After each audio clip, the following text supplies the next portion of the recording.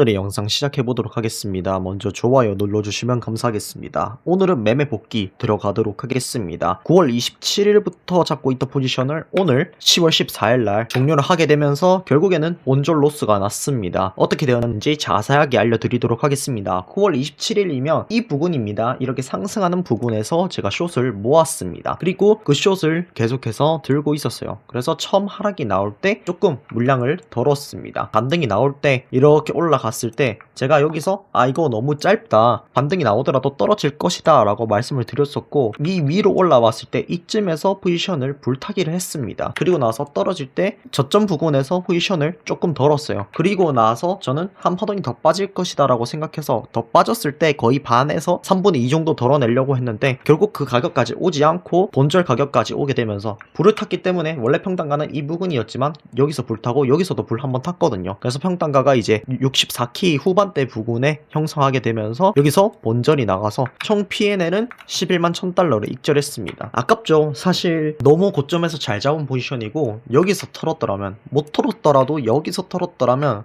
지금 수익에 최소한 서너 배는 됐을 겁니다. 무릇 저는 파동 트레이더이기 때문에 한 파동을 다 먹어야겠다라는 생각으로 끌고 왔던 거기 때문에 후회는 없습니다. 만약에 진작에 익절하고 사팔했으면 훨씬 더 높은 수익을 벌었겠죠. 그래도 뭐 충분히 만족할 만한 수익이라고 생각하고, 이렇게 차트가 갈 수도 있다라는 부분에 대해서 또다시 한 번 더 배운 거라고 생각합니다. 어찌됐든지 간에 포지션이 이렇게 마무리가 되었습니다. 물론 이런 저점 구간들에서 알트들의 해칭을 조금 하긴 했었습니다만 제가 산 알트는 많이 올라가지 않더라고요. 그래서 뭐 그렇게 딱히 유의미한 수익도 아니고, 그런 부분들은 그냥 제쳐놓고 그냥 비트코인에서 매매가 이렇게 종료가 되었다라고 말씀드리고 싶습니다. 다들 화가 참 많이 나 있는데요, 제가 틀리기만을 바라시는 것 같습니다. 제가 잃기만을 바라시는 것 같습니다. 저는 정답보다 중요한 건 그 분석을 해나가는 과정이고 저의 기준입니다. 그 기준에 맞게 매매했기 때문에 본절이 나가더라도 뭐 유의미한 수익을 챙길 수 있었고, 이런 구간에서 과감한 포지션을 받을 수 있었겠죠. 이제부터 어떻게 생각하고 어떻게 포지션에 들어가는지가 이제 더 중요해졌습니다. 그런 부분들을 오늘부터 조금 더 잘 분석을 해보도록 하겠습니다. 사람들이 뭐 레퍼럴로 뭐 어쩌고저쩌고 하는데 저 그렇게 레퍼럴로 돈 많이 버는 사람 아닙니다. 자, 이렇게 새로 고침하겠습니다. 보시면 아시겠지만 제 한 달 레퍼럴 수익이 1500달러입니다 200만원? 정확히는 200만원이 안되죠. 한 180만원 정도 되는데, 180만원 뭐 그래도 뭐 월급만큼 버네 라고 하실 수 있습니다. 뭐 다른 사람들이 수천 수억을 벌기 때문에 저도 그렇게 벌 거라고 생각하지 마십시오. 저는 심지어 이것도 최고 수익이에요. 진짜 이번 달에 이렇게 번 게 진짜로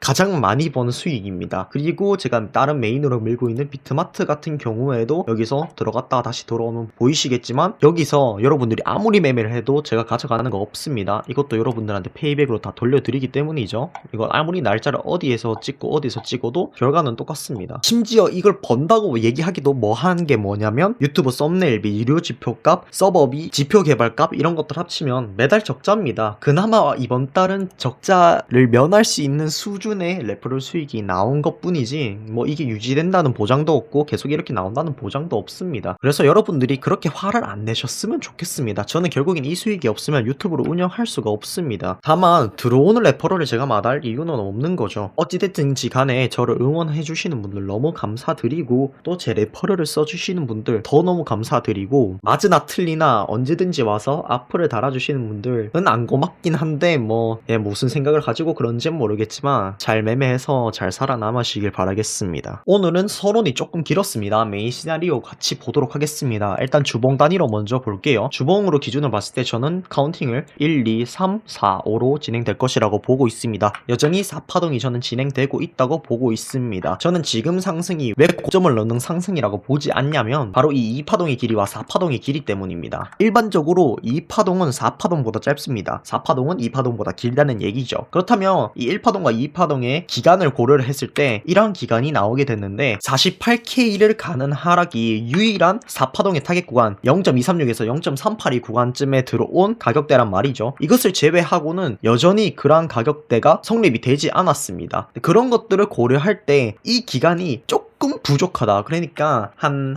달 정도 차이로 조금 부족한 기간이다라고 보고 있습니다. 그래서 저는 여전히 4파동이 진행되고 있다고 생각을 하고 다시 한 번 더 이런 저점 구간을 터치하고 난 다음에 다음 5파동으로 임펄스로 올라갈 것이다 라고 생각하는 게 저의 메인된 입장입니다. 세부 카운팅을 보기 전에 이게 상승으로 가는 것에 대해서 파동적인 측면에서는 조금 불완전한 부분이 있습니다. 그러나 하모닉적으로 봤을 때는 충분히 설명이 되는 부분들이 있어서 그 부분에 대해서 설명을 드리도록 하겠습니다. C타겟에 명확하게 도달하지 못했지만 하모닉상으로 첫 번째 4시간 봉을 기준으로 봤을 때 타입 2 샤크 패턴이 이런 식으로 완성이 되었습니다. 그리고 또 여기서도 1시간 봉 기준으로 봤을 때는 딥크랩 패턴이 여기서 완성이 되었죠. 두 가지 하모닉 패턴이 겹친 구간이기 때문에 충분히 타겟에 도달하지 못했음에도 불구하고 변곡의 가능성이나 큰 반등의 가능성을 열어둘 수 있는 구간이었습니다. 다만 제가 그것들을 놓친 게 조금 아쉬운 부분이 됐겠죠. 그것을 제외하고는 현재 볼 수 있는 패턴은 없는 상황입니다. 제가 여러 번 확인을 했습니다. 그것이 아니더라도 여전히 이 패턴 그리고 이 전체 파동에 대해서 어떻게 생각할지에 대해서는 큰 고민이 필요할 것 같습니다. 이게 임펄스로 가는 상승 그리고 고점으로 가는 상승이냐라고 물어보면 저는 아직 모른다라고 대답을 해드리고 싶습니다. 왜냐하면 이 구조를 봤을 때 여기서 C파동 타겟에 미달했기 때문에 여전히 하락의 가능성을 둬야 되고 또한 이 파동을 A, B, C로 카운팅을 했을 때 플랫으로 고점을 넘긴 상승 그리고 일가 1.236 사이에서 고점이 형성되는 건 말이 되는 것이기 때문에 그래서 여전히 이 파동은 상승으로 가는 임펄스인지 아니면은 플랫 C파인 건지 완벽하게 구분을 할 수 없는 상황입니다. 그러나 형태 자체는 어느 정도 이해가 되게끔 가격이 진행되고 있는 것 같습니다. 그 부분에 대해서 살펴보도록 하겠습니다. 제가 지난 영상에서도 말씀드렸는 부분인데요. 이 파동을 어떻게 카운팅 하냐의 문제가 굉장히 있다고 말씀드렸습니다. 왜냐하면 최소 조정치인 0.38이만큼 도달한 구간이 이 모든 파동을 합쳐서도 딱 초반 두 번밖에 없었기 때문이죠. 그래서 1, 2, 1, 2, 3, 4, 5, 4, 5로 놓고 보는 게 일단 맞는 것 같습니다. 그리고 나서 조정 파동 A, B, C가 나왔고 그리고 여기서 임펄스 한 파동이 더 완성이 되었습니다. 그래서 이거를 1파동, 2파동, 3파동으로 넘어가는 1파 연장 임펄스 형태로 본다면 이러한 0.38의 구간까지 도달하지 않는 것이 충분히 이해가 될 수 있다고 생각합니다. 그렇다면 이 1파 연장 임펄스에 대해서 조금 더 설명을 드리도록 하겠습니다. 1파가 가장 긴 임펄스입니다. 3파는 가장 짧으면 안 되기 때문에 5파가 가장 짧게 나오는 형태의 임펄스라는 말이죠. 지금 그런 형태를 그리고 있고 이 3파 안에 지금 이 파동이 존재한다라는 것입니다. 사실 이런 구간들이 조금 애매한 부분들이 있는데요.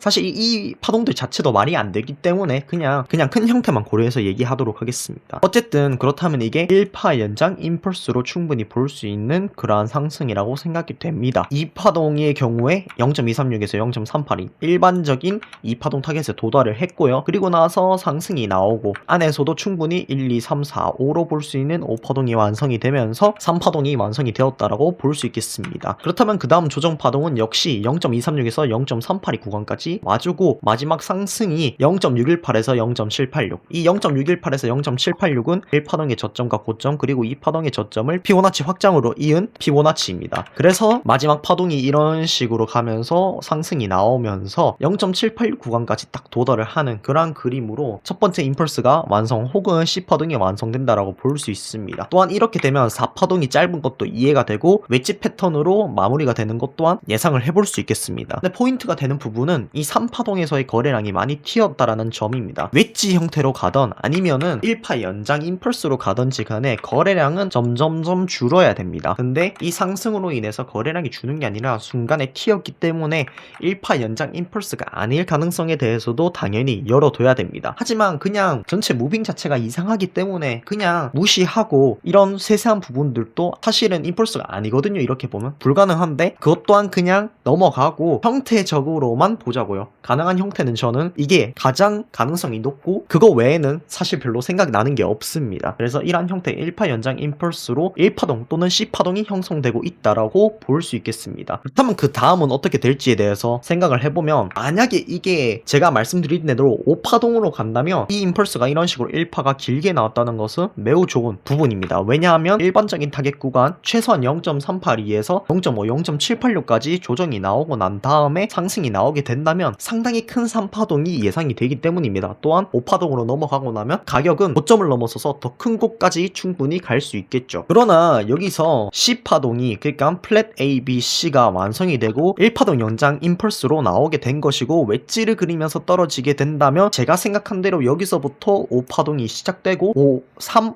5의 조정이 완성이 될 것이다 라는 게 저의 입장입니다. 이 가격 하락의 형태에 따라 A, B, C로 가는지 임펄스로 가는지에 따라서 저점 구간이 명확하게 갈릴 것이라고 생각합니다. 그래서 고점 구간을 예측을 해보면 지금 구간부터 일단 이 고점을 넘어야 되기 때문에 65K부터 65.6K, 사실 더 가도 상관없습니다. 그냥 1만 안 넘으면 되기 때문에 이 전체 구간 모두가 고점이 될 수 있는 구간이다. 다만 이것은 조정이 어떻게 나오고 다시 상승이 나올 때 추세선의 위치를 통해서 고점을 파악하는 게 가장 좋다라는 것을 알려드리고, 이 상승이 나오고 난 이후에 그 다음에 조정 파동의 패턴에 따라서 상승과 하락이 상당히 많이 갈릴 수 있는 구간이기 때문에 그 구간에서 우리가 적절하게 대응하고 포지션을 잡으면 충분히 많은 수익을 낼 수 있어서 이 상승에 너무 조바심을 가지면서 막 올라타거나 그렇지 않았으면 저는 좋겠다라는 생각을 가지고 있습니다. 유료 지표들 체크하고 넘어가도록 하겠습니다. 일단 여기 매물대를 보면 아시겠지만 상승하는 과정에서 이런 식으로 계속해서 매물들을 상당히 많이 받쳐주고 있습니다. 지금 구간에서 매물을 받쳐주는 구간은 64.6K에서 64.4K 구간까지라서 만약에 하락이 나오더라도 이런 구간에서 지지를 받고 다시 상승을 할 수 있다는 것을 확인을 할 수 있습니다. 아까 패턴을 본다면 조금 더 내려와주면 좋기는 하겠지만 이런 매물대의 변화를 계속해서 체크해보면 좋을 것 같고, 위쪽으로는 매물대들이 막 있지는 않지만 그래도 조금씩 계속해서 걸려있는 것을 확인할 수 있습니다. 맥스에서는 여전히 매물대가 들어오지 않고 있습니다. 다만 계속해서 미체결 약정이 늘고 있다는 거 확인을 할 수 있습니다. 과연 피날레의 형태가 나올 수 있을지 없을지, 그리고 그 과정에서 매물대가 어떻게 들어올지를 계속해서 체크해보면 좋을 것 같습니다. 바이낸스 현물 매물대입니다. 일단 아래쪽으로는 매물대가 거의 없습니다. 다만 위쪽으로는 역시 1K 단위로 매물대들이 상당히 걸려있다는 사실 확인을 할 수 있을 것 같습니다. 매물대 체결이 얼마나 일어났는지 확인해보면 좋을 것 같습니다. 일단 이 상승이 가장 중요할 것 같죠? 이 상승을 위주로 보도록 하겠습니다. 상승을 할 때 매도들이 상당히 많이 들어와주긴 했지만 결론적으로 많은 매물대들이 걸려있지 않았고 200비트씩 긁어줌에도 불구하고 가격이 상당히 많이 상승했습니다. 중간중간에 뭐 400비트도 긁어주고 그렇긴 했지만 상승의 크기를 고려하면 매수세가 상당히 많이 붙어주면서 올라간 건 아니다. 오히려 위쪽에서 매도들도 그에 못지않은 매도도 보여줬다라는 것을 확인할 수 있습니다. 다만 위쪽으로 매물대들이 많이 비었기 때문에 생기는 가격 상승, 그리고 적은 힘에도 올릴 수 있는 가격 상승이라고 볼 수 있습니다. 전체적으로 봤을 때는 확실히 거래량도 늘고 체결량도 늘긴 했지만 상승의 크기를 고려했을 때는 오히려 매도가 더 힘을 쓴 상황이 아닌가, 그러나 그 상승의 힘을 막지 못한 게 아닌가. 위쪽 보면 지금 700비트 700비트 700비트 이런 식으로 숏이 상당히 많은 힘을 썼거든요. 그럼에도 불구하고 가격이 이런 식으로 흘러가고 있다는 것을 확인을 할 수 있습니다. 비트맥스 매물대도 같이 보면 좋을 것 같습니다. 쭉 넘어가면 비트맥스는 이번 상승에서 유의미한 상승 그리고 유의미한 매물 체결을 만들어내지 못했습니다. 위쪽 구간에서 100만 달러 정도의 체결이 일어난 것은 사실이지만 그것 외에는 그렇게 유의미한 가격 변동이 없었고 체결이 없었다라는 것을 확인할 수 있습니다. 일봉으로 보는 지지 저항대입니다. 일단 위쪽으로는 가장 중요한 구간이 65.7K입니다. 제가 아까 봤던 타겟 구간과도 겹치는 것을 확인할 수 있습니다. 이 부분을 체크해야 되고, 아래쪽으로는 뻥 비어 있습니다. 이런 부분이 조금 걸리긴 하는데 가격이 변동하는 과정에서 어떻게 저항 구간이 생길지 그리고 지지 구간이 생길지 체크를 조금 더 해보면 좋을 것 같습니다. 핑피쉬 청산맵입니다. 일단 위쪽으로 있던 청산 물량들이 모두 해소가 된 상황입니다. 아래쪽으로만 청산 물량이 많이 남아있는 상황인데요. 64.2K부터 63.5K까지 62.8K부터 61.5K까지 상당히 높은 청산 물량이 있다는 것을 확인할 수 있습니다. 과연 제가 말씀드린 대로 웨지를 그리면서 한 파동이 완성이 되고 난 다음에 조정 파동이